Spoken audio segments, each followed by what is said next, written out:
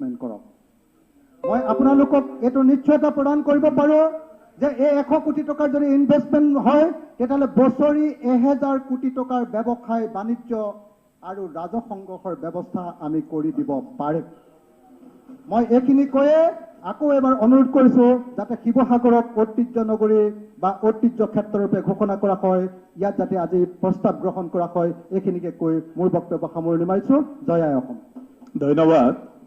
সাংস্কৃতিক বিভাগৰ মন্ত্ৰী মহোদয়। মোৰ এটা নালাগে, এইটো মেম্বাৰৰ তেখেতৰ অধিকাৰ, এইটো নালাগে নালাগে। ইয়াত আপুনি যোৱা বছৰ কৈ দিলে আপুনি। নাই নাই, নতুন বিধায়কৰহে সেইটো সময়। নালাগে ইয়াত, মাত্ৰ মই জনাব নালাগে।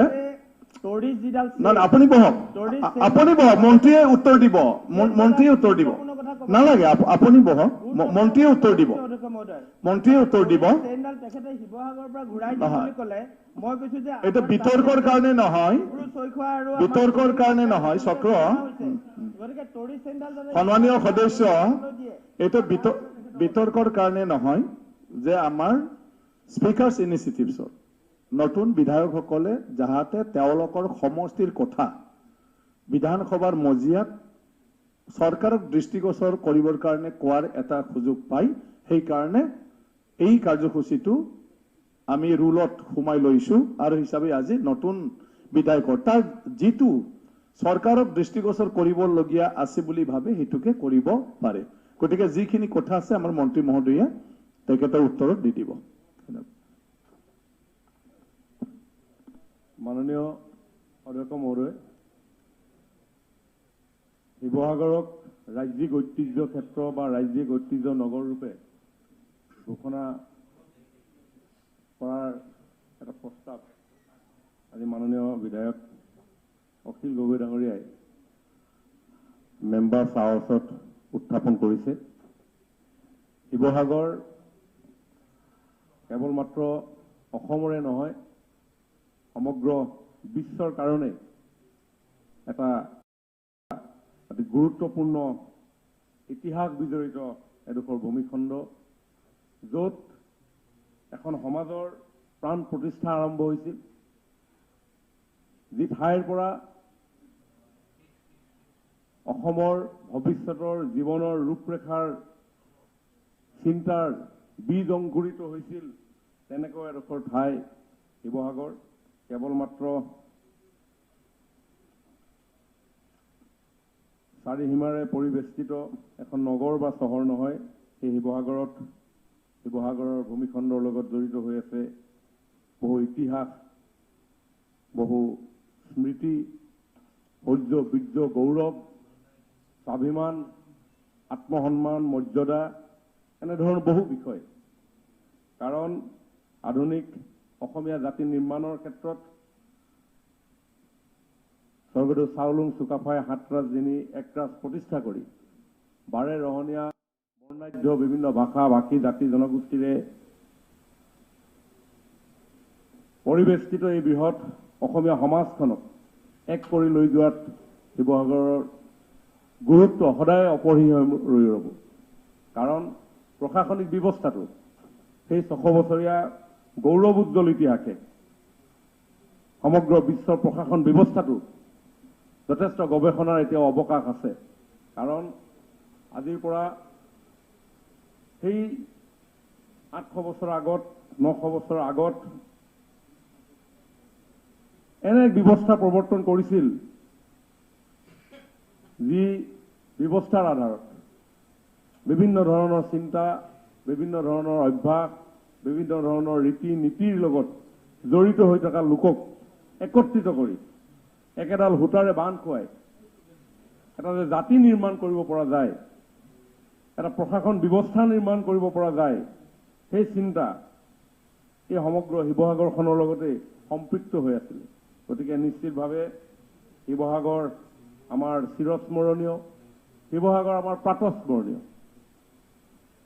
প্ৰাতঃস্মৰণীয় কেৱল ব্যক্তিয়ে হ'ব নোৱাৰে। প্ৰাতঃস্মৰণীয় কেৱল কোনোবা এজন ব্যক্তিকে আমি স্মৰণ কৰিব লাগে ৰাতিপুৱা সময়ত, এনেধৰণৰ নহয়।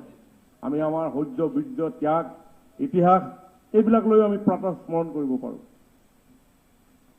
উচ্চ হিমালয় আমাৰ ভাৰতবৰ্ষৰ যি চাৰিসীমা, সেই চাৰিসীমা যদি আমি মন কৰোঁ, গৰ্বেৰে যেন উত্তৰ দিশত গিৰিৰাজ হিমালয় অদম্বে থিয় হৈ আছে, ঠিক তেনেদৰে ভাৰতবৰ্ষৰ অন্যান্য তিনিটা দিশ যদি আমি চাওঁ, দেখিম যে দক্ষিণে মহাসাগৰ, পূবেও মহাসাগৰ, পশ্চিমেও মহাসাগৰ। অনন্য প্ৰাকৃতিক এটা পৰিৱেশ আছে আমাৰ দেশৰ, য'ত 10 বাৰ ভগৱানে অৱতাৰ গ্ৰহণ কৰিছিল। সেইকাৰণে আমি প্ৰাৰ্থনাত গাওঁ যে মৎস্য কুৰ্ম নৰসিংহ, বামন পৰশুৰাম হলিৰাম বৰাহ শ্ৰীৰাম, বুদ্ধ কল্কি নামে দশ আকৃতি ধৰিছা কৃষ্ণ, তজুপয় কৰোহু প্ৰণাম। তাৰমানে যেন বিশ্বখন নিয়ন্ত্ৰণ কৰিবৰ কাৰণে ভগৱানে ভাৰতবৰ্ষখন তেনেধৰণে সৃষ্টি কৰিছিল। তিনিওফালে আপোনাৰ সাগৰ, জলৰাশি, এফালে সুউচ্চ হিমালয়। আৰু সেইকাৰণে এই ভাৰতৰ পবিত্ৰ ভূমিত ঐতিহাসিকভাৱে আজি 5000 বছৰীয়া যি ভাৰতীয় সভ্যতা সংস্কৃতি, এই 5000 বছৰীয়া ভাৰতীয় সভ্যতা সংস্কৃতিত প্ৰাণ পাই উঠিছিল বহু এনে নতুন চিন্তাৰ, যি চিন্তাসমূহে আজিৰ আধুনিক সমাজ ব্যৱস্থাত, আজিৰ আমাৰ এই বিবৰ্তমান পৃথিৱীখনত যেন লাহে লাহে আমাৰ এই চিন্তাৰ প্ৰাসংগিকতাসমূহ আমি আজিৰ তাৰিখত প্ৰাসংগিক হৈ পৰিছে। আজি পৌৰাণিক ভাৰতবৰ্ষৰ যি ইতিহাস, সেই ইতিহাসে আমাক আজিৰ আধুনিক ভাৰতৰ লগত, আধুনিক সমাজখনৰ লগত জীয়াই থকাৰ আমাক প্ৰেৰণা দিছে। COVID-19 ব্যস্তময় এই জীৱনত আমি কেতিয়াও ভবা নাছিলো যে পৃথিৱীখন যদি বন্ধ হৈ যায় আমাৰ জীৱনবিলাক নচলিব, এনেধৰণৰ এটা ধাৰণা আছিল। কিন্তু সমগ্ৰ বিশ্ব COVID-19ৰ কাৰণে স্তব্ধ হৈ গ'ল। আমি ভাবিছিলো যে বজাৰত পোৱা বস্তুবিলাক নহলে আমাৰ জীৱনবিলাক নচলিব নেকি, কিন্তু বজাৰ বন্ধ হৈ গ'ল, জীৱনবিলাক চলিলে। তাৰ লগত এতিয়াও আমি যুদ্ধ কৰি আছো। বজাৰত নোপোৱা বস্তুবিলাক নচলিলে আমাৰ জীৱন। শিৱসাগৰখন তেনেকুৱা নহয়, সেইকাৰণে আপুনি বুজি পোৱা নাই ডাঙৰীয়া। মই 5000 বছৰৰ কথা কৈ আছো, ঠিকে কেনেকে থাকিলে আপুনি কথাতে বুজা নাই কিয়? চেঙা কথা কোৱাৰ লগে লগে বেলেগ উঠি যায়, আপুনি শিৱসাগৰ কোৱাৰ লগে লগে উঠি যায়, এইবিলাক কেনেকুৱা কথা? গতিকে আপোনালোকে কথাবিলাক ক'ত আপোনাৰ 5000 সভ্যতা সংস্কৃতিৰ কথা কৈ আছো, জলবায়ুৰ কথা কৈ আছো, আপোনাৰ হিমালয়ৰ কথা কৈ আছো, মহাসাগৰ, বংগোপ মহাসাগৰ, ভাৰত মহাসাগৰৰ কথা কৈ আছো, আপুনি ঘপকে কৈ দিছে কথাটো। প্ৰশ্নটো তেনেকুৱাটো নহয়। মহানদীখ মহোদয়, শিৱসাগৰ মোৰো হয়। শিৱসাগৰৰ জহি হৈ যোৱা শিৱসাগৰ কথা ৱালবিলাক অনাৰেবল মিনিষ্টাৰ, বিতৰ্ক নালাগে। বিশ্বৰ লগত আমি শিৱসাগৰৰ লগত লিংক কৰিব লাগিব। শিৱসাগৰ কি ৰাস্তাকেইটা বনাই দিলে শিৱসাগৰ ঐতিহ্য ক্ষেত্ৰ হ'ব নেকি?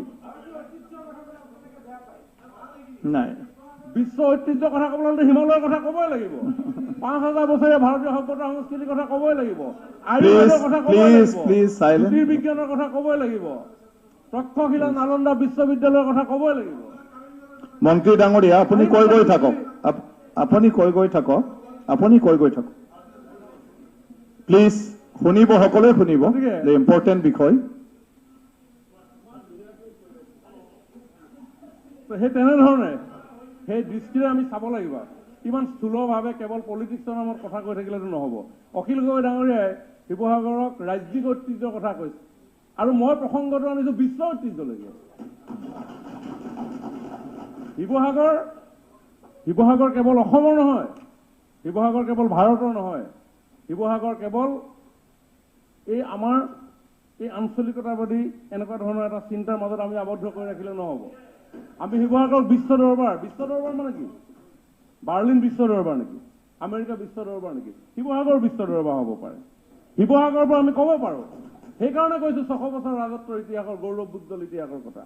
সেইকাৰণে কৈছো প্ৰশাসন ব্যৱস্থাটোৰ কথা। সেইকাৰণে কৈছো 7 ৰাজধানী 1 ৰাজ প্ৰতিষ্ঠা কৰি স্বৰ্গদেউ চাওলুং চুকাফাই কেনেকৈ বৃহত্তৰ অসমীয়া জাতি গঠন কৰিলে তাৰ কথা। আৰু সেই কথাবিলাক আহিছে ক'ৰ পৰা? সেই কথাবিলাক আহিছে 5 বছৰীয়া ভাৰতীয় সভ্যতা সংস্কৃতিৰ পৰা। সেই কথাবিলাক আহিছে সুউচ্চ হিমালয়ৰ পৰা। সেই কথাবিলাক আহিছে বংগোপসাগৰৰ পৰা। সেই কথাবিলাক আহিছে যুগ সাধনাৰ জৰিয়তে। সেই কথাবিলাক আহিছে আয়ুৰ্বিজ্ঞান জ্যোতিৰ্বিজ্ঞানৰ পৰা। সেই হৈছে 5 বছৰীয়া সভ্যতা সংস্কৃতি, ভাৰতীয় ইতিহাস। আৰু সেই ইতিহাসক জেৰ টানি আমি বিশ্ব ঐতিহ্য ক্ষেত্ৰ আমি ভৱিষ্যতৰ ষ্টাব্লিছ কৰিবৰ কাৰণে আমি কাম কৰিব লাগিব। কেৱল আলি পদূলি, কেৱল মাত্ৰ কিবা কাৰণ স্বৰ্গদেউসকলৰ যি বিজ্ঞানসন্মত চিন্তা, আজি বৃহত্তৰ শিৱসাগৰ পুখুৰী, জয়সাগৰ পুখুৰী, তাৰ যি বিজ্ঞানসন্মত চিন্তা, এইটো আপোনাৰ আমাৰ আজিৰ চিন্তা নহয়, আজি কেইবাশ বছৰ আগৰ চিন্তা। তাৰ যি পানীৰ জলভাগ, সেই জলভাগ কেতিয়াও আমি দেখা নাপাওঁ কমি যোৱা, বাৰিষা দিনতো নকমে, খৰাং দিনতো নকমে। তো বিজ্ঞানসন্মত চিন্তা আছিল। আজি সেই চৌপাশে 4টা যমুনা, জয়াপাৰ, কলমচু পাৰ, ভটিয়া পাৰ আৰু এটা পাৰ। তো সেই তেনেধৰণে এই যে বিজ্ঞানসন্মত চিন্তা, কাৰণ পানী, মই অলপ আগতে কৈছিলোঁ আমাৰ চান্দুবি বিলৰ কথা, তেতিয়া কৈছিল যে পানী আমাৰ সম্পদ।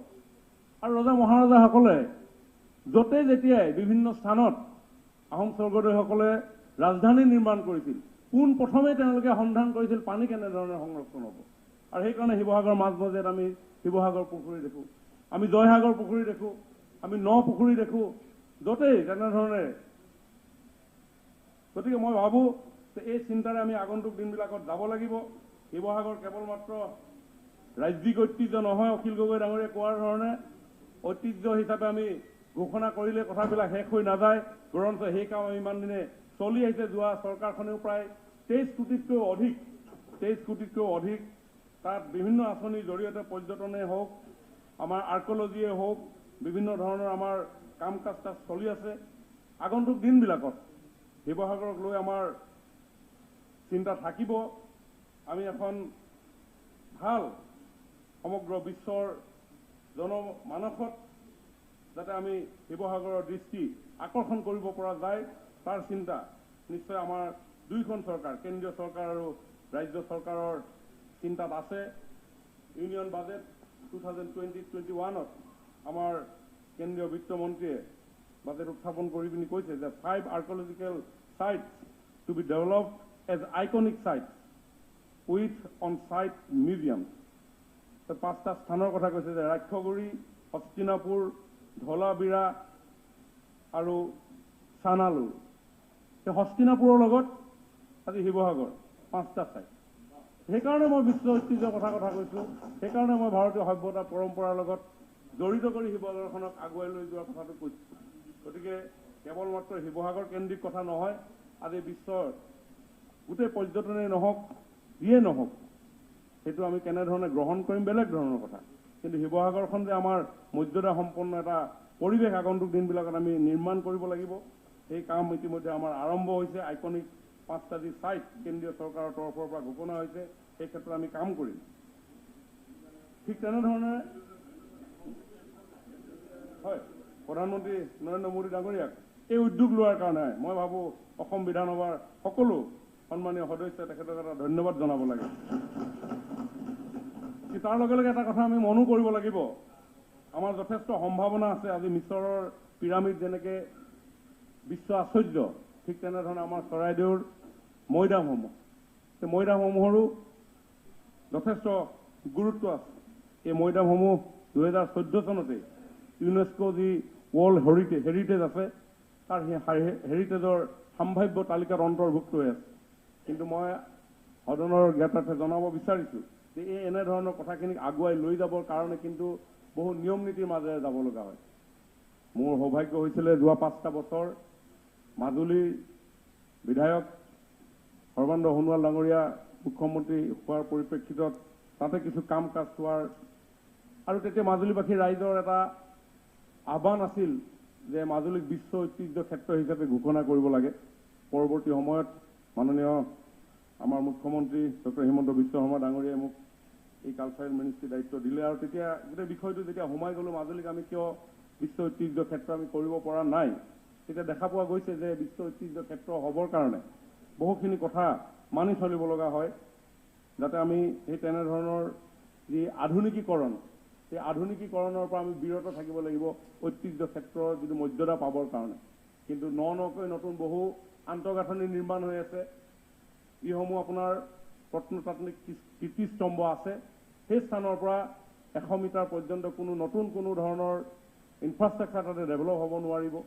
এনেধৰণৰ বহু গাইডলাইন সেই ডচিয়াৰসমূহত সন্নিৱিষ্ট কৰিব লগা হয়। গতিকে এই এনেধৰণৰ যিখিনি টেকনিকেল কথা, এই টেকনিকেল কথাখিনি আমি চাব লাগিব।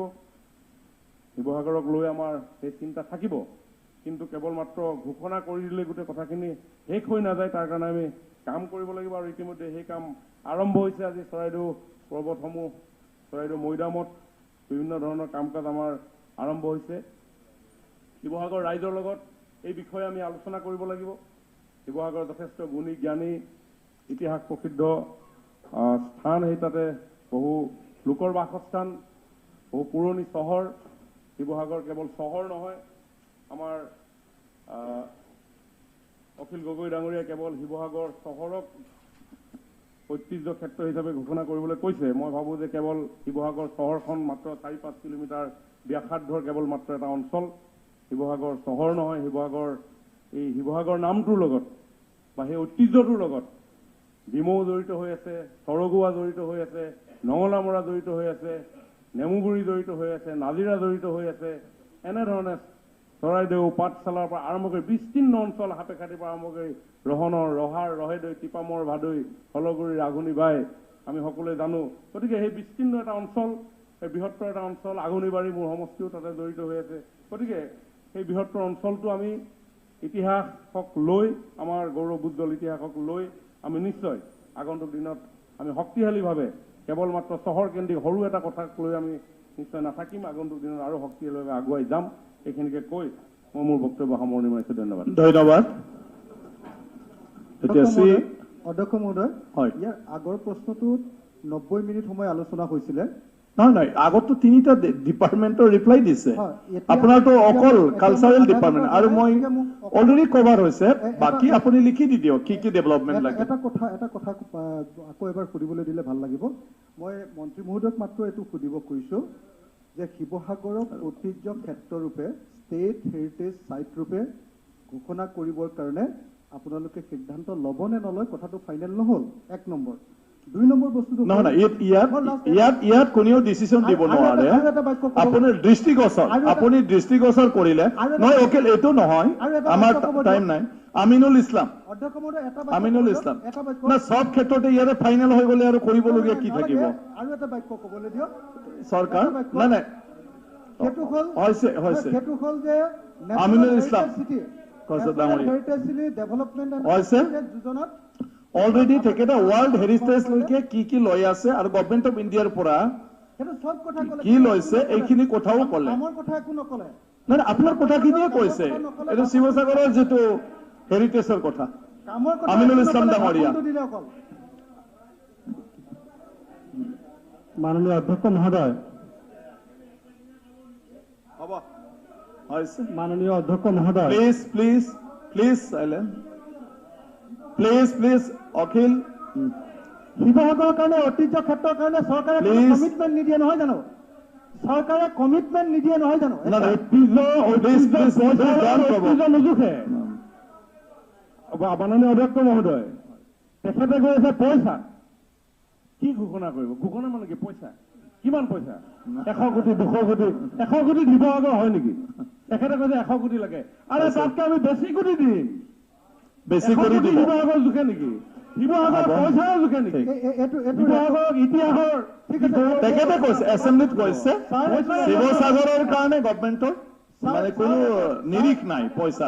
এইটো ৰেকৰ্ডেড হ'ব লাগে, 100 কোটিতকৈ বেছিকে দিম বুলি কৈছে। নহয়, চাওক, ৰেকৰ্ডতে থাকিব। 100 কোটিতকৈ বেছিকে দিম বুলি কৈছে, ৰেকৰ্ডেড হ'ব লাগে। বিতৰ্ক নহয়, ভালদৰে কথা পাতিব। অনাৰেবল মিনিষ্টাৰ কৈ আছে। মাননীয় সদস্য অধ্যক্ষ ডাঙৰীয়া, মাননীয় সদস্যগৰাকীয়ে ভুকুতে কলটো পকাব বিচাৰে। এনেকে বিধানসভাত নচলিব নহয়। নিয়ম নীতি আছে, চৰকাৰৰ নিয়ম নীতি আছে। তেখেতে এটা প্ৰশ্ন কৰিব, লগত উত্তৰ দিব লাগে। নহ'ব। আপুনি অলপ আমিনুল ইছলাম ডাঙৰীয়া, হৈছে এইটো এনেকুৱা তৰ্কৰ কাৰণে নহয়। বিধানসভা তৰ্কৰ কাৰণে নহয়। সন্মানীয় সদস্য, 20 তাৰিখে জাননী দিছো, আৰু ইয়াত নিশ্চয় এটা আমি কমিটমেণ্ট পাম বুলি ভাবিবই পাৰো। কমিটমেণ্ট দিছে তেখেতে। নাই, কমিটমেণ্ট দিলে হৈছে। কমিটমেণ্ট দিছে মাননীয় অধ্যক্ষ মহোদয়। হৈছে।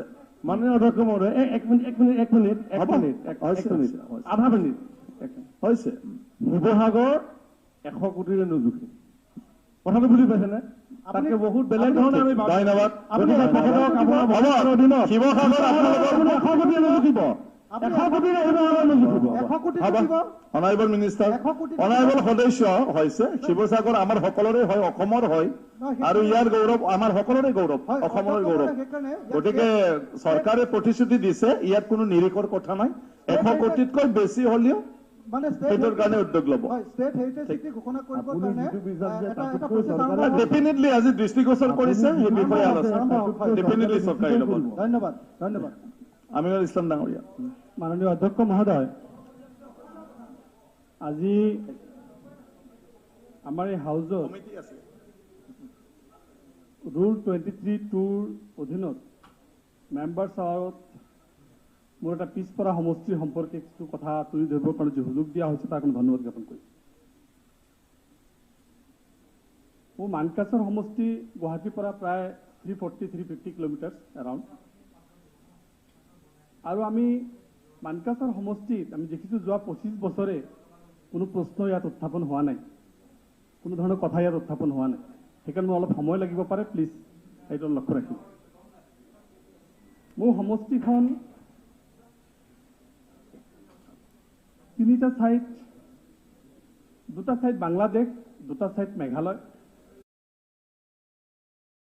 সমষ্টি এটা পেৰিফেৰী, মষ্ট পেৰিফেৰী প্ৰান্তীয় অঞ্চল, তাৰ সিপিনে আৰু নাই। মানকাছৰ সমষ্টিৰ পৰা মই আপোনালোকক নেইবাৰিং সাউথ চালমাৰা সমষ্টিলৈকে যাবলগীয়া এটা কানেক্টিভিটি ৰোড নাই। মোৰ নেইবাৰিং সমষ্টি একমাত্ৰ মোৰ বৰ্ডাৰ সমষ্টি অসমৰ দক্ষিণ চালমাৰা সমষ্টি, আৰু দক্ষিণ চালমাৰা সমষ্টিত যাব লগা কোনো ৰোড কানেক্টিভিটি নাই। মই জনামতে প্ৰত্যেকটো জিলা NH বা নেশ্যনেল হাইৱে লগত সম্পৰ্ক হ'ব লাগে, কিন্তু আমাৰ জিলাখন বেলেগ এটা সমষ্টিৰ লগত কানেক্টিভিটি নাই, বেলেগ এটা ডিষ্ট্ৰিক্টৰ লগত কানেক্টিভিটি নাই। এতিয়া মানকাছৰ মই যাব লগা হ'লে 140-130 কিলোমিটাৰ মেঘালয়ৰ মাজেদি যাব লাগে। 100% আমাৰ জিলাখন বা মোৰ সমষ্টিখন মেঘালয়ৰ ওপৰত ডিপেণ্ডেবল। আমি লক্ষ্য কৰিছোঁ, ৰোড কমিউনিকেশ্যনত মই ক'ব বিচাৰিছোঁ প্ৰথমে যে আজি আগিয়াৰ পৰা ইচ্ছা কৰিলে নেশ্যনেল হাইৱে এক্সটেনশ্যন কৰি মানকাছৰ ইনক্লুডিং ভায়া ফুলবাৰী হৈ হেলদিগঞ্জ হৈ Mankachar international port, Mahendraganj international পোৰ্টলৈ কানেক্টিভিটি এটা বঢ়াব পাৰি। আমাৰ হাতচিঙিমাৰীৰ পৰা বা মানকাছৰ মোৰ সমষ্টিৰ পৰা যিহেতু মেঘালয়ত আহিব লাগে, আপোনালোকে সবেই জানে মেঘালয়ত কেতিয়াবা 500 ঘণ্টা বন্ধ, কেতিয়াবা 1000 ঘণ্টা বন্ধ, তাৰ বাহিৰে কোনো বিকল্প ৰাস্তা নাই। আৰু আপোনালোকে নিশ্চয় জানে, ইতিমধ্যে মই অলৰেডি ইয়াৰ আগতেও যেতিয়া মই বিধায়ক নাছিলোঁ, মই দিল্লীতো ধৰ্ণা দিছোঁ, দিছপুৰতো ধৰ্ণা দিছোঁ। ইমান বেছি কিডনেপিং, ইমান বেছি এক্সটৰ্শন, ইমান বেছি কিলিং মোৰ মানকাছৰ সমষ্টিত হৈ থাকে মেঘালয়ৰ উগ্ৰপন্থীবিলাকৰ জৰিয়তে। আৰু মেঘালয়ৰ পৰা বিকল্প ৰাস্তা অসমে যদি আমি মানকাছৰ পৰা শুকচৰ হৈ, সাউথ চালমাৰা হৈ, ফকিৰগঞ্জ হৈ, আইৰিকাটা হৈ, লক্ষীপুৰ হৈ, আমবাৰী হৈ, গোৱালপাৰা কানেক্টিভিটি ৰোড, ইয়াৰ আগৰ মুখ্যমন্ত্ৰী ডাঙৰীয়া যেতিয়া আমাৰ মানকাছৰ ভ্ৰমণ গৈছিল প্ৰথমবাৰ মুখ্যমন্ত্ৰী হৈ প্ৰথম মাহতে, তেতিয়া এই ৰাস্তাটোৰ প্ৰকল্পৰ কথা কৈছিলে যে এইটো অহাবাৰ এই ৰাস্তাইদি আমাৰ প্ৰাক্তন মুখ্যমন্ত্ৰী ডাঙৰীয়া মানকাছলৈ আহিব। কিন্তু আজিলৈকে সেই ৰাস্তাটো কি হৈ আছে আমি নাজানো, কোনো ধৰণৰ প্ৰস্তাৱ, কোনো ধৰণৰ কথা বতৰা আজিলৈকে কিন্তু হৈ থকা নাই।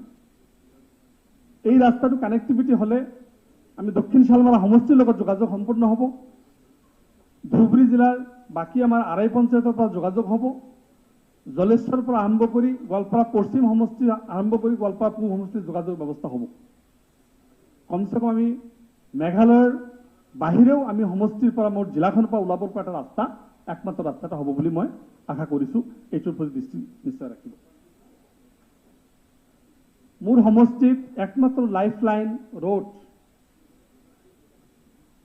এইচাম ৰোড বুলি কয়, হেলদিগঞ্জ বা হাতচিঙিমাৰীৰ পৰা মানকাছলৈকে।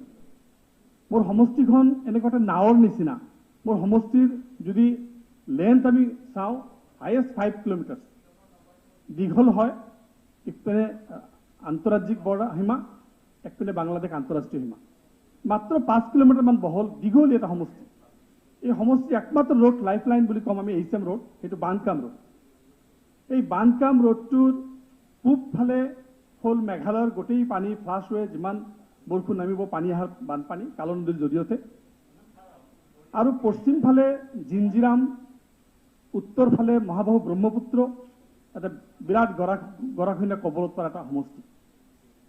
এই অঞ্চলখিনিৰ লাইফলাইন যিটো ৰোড HM ৰোডটো, এই ৰোডটো বানকাম ৰোড হৈ আছে। এইটোক যদি এনলাৰ্জ কৰিব পৰা যায়, ইয়াৰ আগতে 4 লেন হ'ব বুলি মাপজোখ হৈছিল, কিন্তু আমি এটা প্ৰস্তাৱ ৰাখিছোঁ এটলিষ্ট 4 লাইন ৰাস্তাটো মাত্ৰ 30 কিলোমিটাৰমান ৰাস্তা হ'ব মোৰ সমষ্টি ইমূৰ পৰা সিমূৰলৈকে। গোটেইখিনি নহয়, যিখিনি এক্সিষ্টিং ৰোড আছে সেইখিনি যদি এনলাৰ্জ কৰি দিব পৰা যায়, হিউজ ট্ৰাফিক, ডেইলি এক্সিডেণ্ট, ওখ ৰোড, ল' লেণ্ড, আমাৰ সমষ্টিটো ল' লেণ্ড, সেই ৰোডটোক যদি বহল কৰি দিব পৰা যায়, 4 লেন কৰি দিব পৰা যায়, মাজত ডিভাইডাৰ দি কমচে কম এক্সিডেণ্টটো কমিব আৰু এটা ট্ৰাফিক, হেভি ট্ৰাফিকৰ পৰা আমি ৰক্ষা পাম। এই কথাটো গুৰুত্ব সহকাৰে বিবেচনা কৰিব বুলি আশা ৰাখিছোঁ। আমাৰ IBB road, Indo Bangla border road যিটো আছে, শিশুমাৰাৰ বা হাটচিংমাৰীৰ পৰা আৰম্ভ কৰি বৰ্ডাৰ ৰোড আছে আপোনাৰ আপ টু মানে লাষ্ট সীমালৈকে, যিটো IBB ৰোড, তাৰ এটা ফেন্সিং আছে। এই ফেন্সিং ৰোডটো প্ৰত্যেক বছৰে, প্ৰতি 2 বছৰে 1 বছৰ পিছে পিছে ৰোডটো ভাঙি যায়। ফ্লাড, বাংলাদেশৰ ফ্লাড বা আমাৰ ব্ৰহ্মপুত্ৰৰ পানী ভাঙি যায় আৰু বিস্তাৰিত গোটেই সমষ্টিটো পানীৰ তললৈ গুচি যায়। এই IBB ৰোডৰ চাইডে চাইডে যদি এটা নেক্সট আৰু এটা ৰোড কৰি দিয়া যায়, IBB ৰোডত মানুহ উঠিব নোৱাৰে, বানপানী আহিলে গৰু ছাগলী উঠাব নোৱাৰে, কোনো ধৰণৰ বস্তু যাতে পাব্লিক ইউজ কৰিব নোৱাৰে IBB road, international border road. সেই ৰোডটোৰ চাইডে চাইডে এটা আৰু এটা ৰোড বনাই দিয়া যায়, দুটা কাম হ'ব। এটাটো হ'ল যে সেই ৰোডটো যিটো বাংলাদেশৰ লগত বানপানী ভাঙি গৈ যিটো ছাবমাৰ্জ হৈ যায়, বাংলাদেশৰ লগত একাকাৰ হৈ যায়, সেইটো এটা ছিকিউৰিটি থ্ৰেটৰ পৰা, ইণ্টাৰনেশ্যনেল ছিকিউৰিটি থ্ৰেটৰ পৰা ৰক্ষা কৰা এটা ছিষ্টেম আমি ল'ব পাৰি। ছেকেণ্ড হ'ল ইণ্টাৰ সমষ্টিৰ পৰা কানেক্টিভিটিৰ মানুহৰ কাৰণে এটা ব্যৱস্থা তাত কৰিব পাৰি, এনেকুৱা এটা ব্যৱস্থা কৰিব পাৰি। আপোনালোকে নিশ্চয় জানে